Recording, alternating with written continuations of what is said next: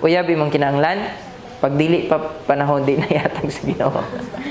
Ang Ginoo nakabalo sa need ni Adan. Ang Lord ang naghatag og Eva sa iya, ha? Sa nag-ingon nga pangitaas si Adan, pangitay mo ang Adan, pangitay mo ang Eva. Wala sa nag-ingon ana, idugang lang na niya sa imuha. Need nimo og asawa, ihatag na sa Ginoo sa imuha. Need ni mo og bana, ihatag na sa Ginoo. Pero kung 15 years old ka, yung ka, Lord, I need bana, di yun na ihatag sa Ginoo sa imo. Of course, our God, ang atong Ginoo, dili sa Dios nga kining kulang og panghuna-huna. Ang IQ sa tao na siya score, pero ang IQ sa Ginoo dili nimo siya ma-score.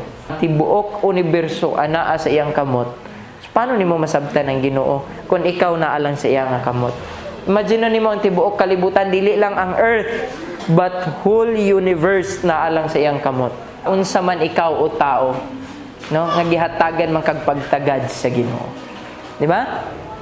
Iya kang gihimo nga ubos lamang sa mga anghel. Ting ana kaniya ka gihigugma.